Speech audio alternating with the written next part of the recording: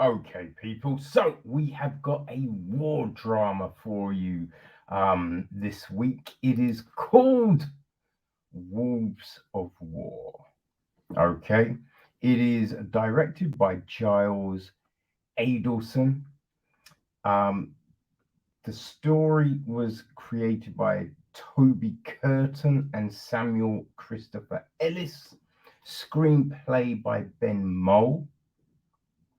The film is then produced by Jeet Thakra, Lucinda Rhodes Thakra, executive produced by Ben Jacks, Katie Wilkinson, and Elizabeth Williams, and associate produced by Rick Gordon. The music is by Christopher Cook. Cinematography is Stuart Nichols White. I think actually that's Stuart Nicholas White.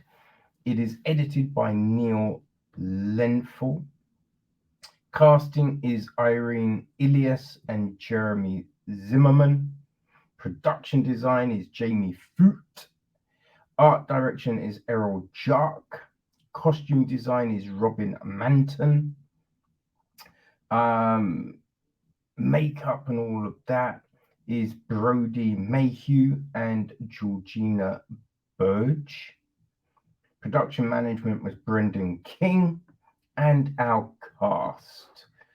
Well, we have got Jack Wallace, who is played by Ed Westwick.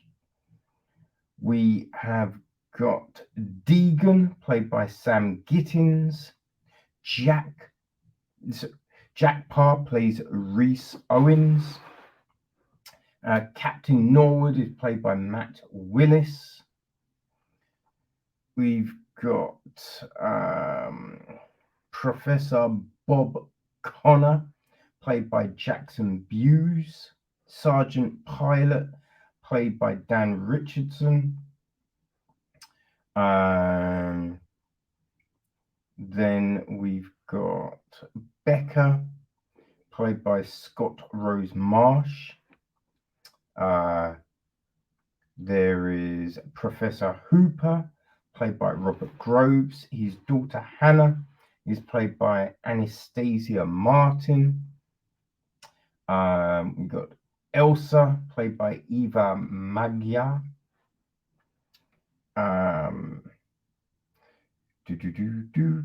Cleo, played by Jennifer Martin. Hans, played by Tom Taplin. Fred Moulton, played by Griffin Stevens.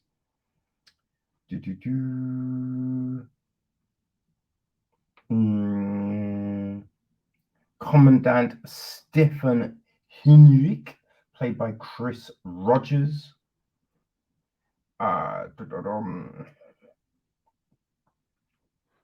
Yeah, I think that's probably the major players. You know what I mean? There's a lot of like soldiers who we do not know the name of, right? They're all over the place. Yeah. Oh, Martha is played by Sophia Erdl, and Martha is Jack's daughter. Okay, so the gist of the film is this, right? Based on an incredible real life story, decorated British officer Jack Wallace must lead a band of Allied commandos across enemy lines to rescue Professor Hopper, an American scientist held hostage by the Nazis with information that could turn the tide of war.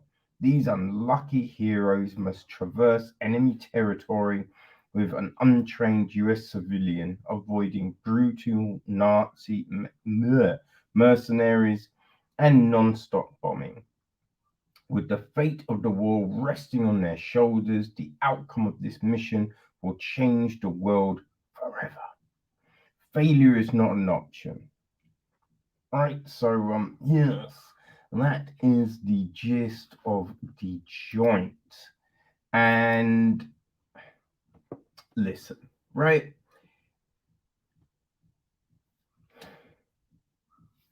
It says it's based on a true story. We don't really know how much is true, how much is artistic license here. You know what I mean? A lot of it felt like artistic license, right? Because we have a load of silly arguments and situations like that. Deegan keeps on going, oh, war hero, right? And trying to antagonize. And it's just like, yo, you're behind enemy lines. It's a crazy mission. I do not know, right? I mean, I would highly doubt, right? That's what I would say. I would highly doubt that shit's going down, right? If this was a band that had worked together all the time, yes, there's gonna be joking. It's that camaraderie, right? But if you don't know any of these people, right, it's gonna be like, all right, I've got to be super serious. I've got to be, you know what I mean? You're not trying to antagonize, right? Everyone's trying to get out alive. You know what I mean? So you have that seems a bit weird. The film starts off with Wallace talking to his daughter Martha, right? Going, oh, I promised to come home. And, it's all set up to be very sentimental, to give you that emotional hook into the film, to emphasize with the character. It came off just rather corny, right? Because I don't really feel there's enough to have you super engaged with any of the characters, right? This is all very surface level throughout. And that's just because, there's not enough in the script to tie you to anyone. Everything that we learn, it's just like, you know what I mean? It's all very basic stuff that you just would straightway assume, I think that's the big thing here.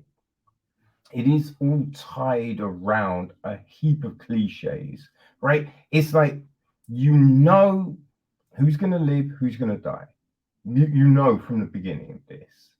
You know what I mean? It's obvious not all of them are getting out alive, right? And you can pretty much point out which ones are going to die and usually when they're going to die, right? All of that kind of happens. So you kind of, I don't know, it feels like, well, do we even need to get attached to anyone? You know what I mean? Doesn't give you that. It's like there's certain films that you can watch and they will have you like going, how did that person get, like, you know what I mean? You even might figure that person's gonna die, but you'll be like, please let them get through. This isn't really that film. I think a part of it comes down to like the filters used didn't really bring you into the time frame, right? Didn't really bring you. And then the clothes, everyone's clothes looked way too shiny.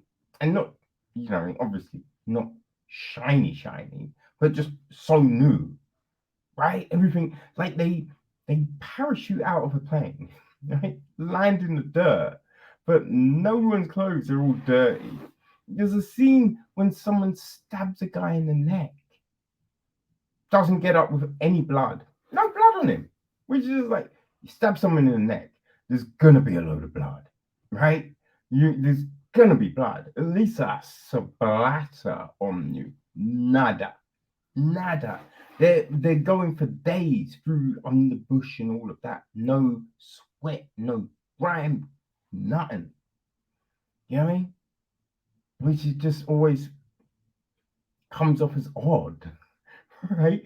When you're doing certain films and you want the viewer to believe, right? Believe in these circumstances, believe in the ordeal that these people are going through.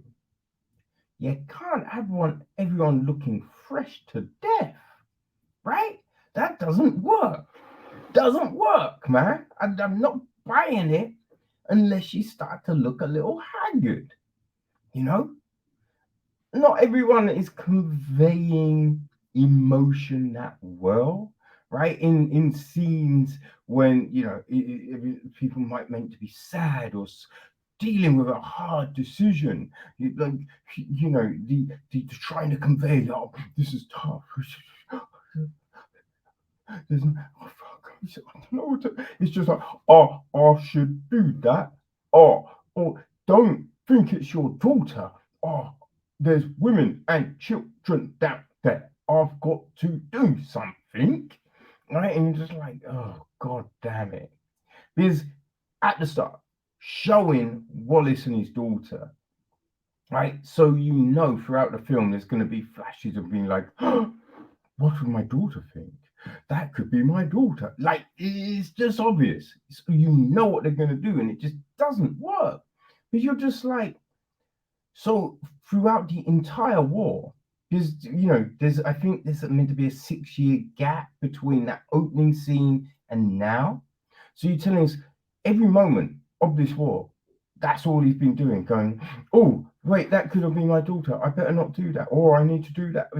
Homie's getting killed straight away. If that is going through his mind every moment, homie's dead. He ain't making it 6 years, right? So to go, this is the possibly the last mission. He's been through all of this shit. He's not thinking those things, right? Now, you might be thinking, I'm so close to going home, but no longer is there gonna be, that might be my daughter. Oh, I can't kill that person, or I need to save that. But no, you're not. That's not a thing. You've desensitized. You've seen so much shit, right? It's just ludicrous to have it. If this was the first mission, fine. This ain't homie's first rodeo. So what are we doing here, right? What are we doing? We do run into that thing as well. You know what I mean? That commando, you know what I mean? Situation where you've got mad people with rifles and no one can hit anything, right? All of these Nazis are such bad shots, and you're just like, all right, I understand. They're the bad guys, right? I'm sure they were good. I'm sure they were good marksmen, right? You're not taking over most of Europe if your marks people as whack. You know what I mean? So it's just like, wait, what are we doing? Guns getting held sideways. I'm just like, nah. These rifles, and machine guns, they're not as good as current day ones.